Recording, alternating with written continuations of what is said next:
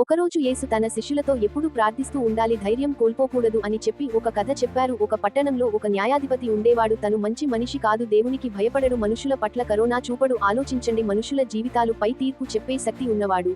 అతనికి దేవుని భయం లేదు, మనుషుల పట్ల కరుణ లేదు. అదే పట్నంలో ఒక విధవరాలు ఉండేది. ఆమె ఒక బిధురాలు, సహాయం చేయడానికి ఎవరూ లేరు. ఆమెకు ఒక శత్రువు ఉన్నాడు. అతను చాలా బాధ పెడుతూ ఉండేవాడు. ఆమె ఒక రోజు న్యాయాధిపతి దగ్గరికి వెళ్లి, నాకు ఇలా శత్రువు ఉన్నాడు, చాలా బాధ పెడుతున్నాడు, దయచేసి నాకు సహాయం, నాకు న్యాయం చేయండి అని అడిగింది. కానీ ఆ న్యాయమూర్తి ఏమీ పట్టించుకోకుండా తిరస్కరించాడు. మామూలుగా అయితే మనం ఆమె స్థానంలో ఉంటే మొదటిసారి తిరస్కరించినప్పుడు వదిలేస్తామా? ఏం చెప్పినా ఆయన వినడులే అని మళ్లీ అడగడం వదిలేస్తామా?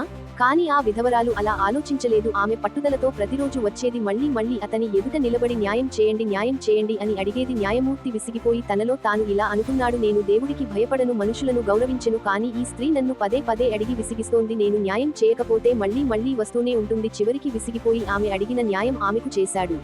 అప్పుడు యేసు తన శిష్యులతో, గమనించండి, అన్యాయస్తుడైన న్యాయమూర్తి కూడా ఆ విధవరాలి పట్టుదల వలన న్యాయం చేశాడు. అయితే మీ పరలోకపు తండ్రి తన పిల్లలు రాత్రింబగళ్లు మొరపెట్టుచుండగా ఆయన వినడా? మన దేవుడు ఆ న్యాయమూర్తి లాంటి వాడు కాదు.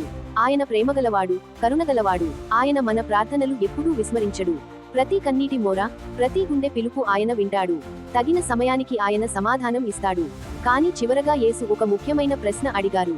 మనుష్య కుమారుడు వచ్చినప్పుడు భూమి మీద విశ్వాసము కనుగొనునా? అంటే యేసు తిరిగి వచ్చినప్పుడు మనం ఇంకా ప్రార్థిస్తూనే ఉంటామా? ఇంకా విశ్వాసంతో పట్టుదలగా ఉంటామా?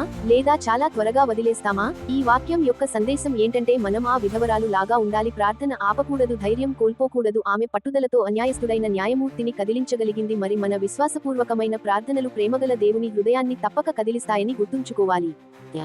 Please subscribe.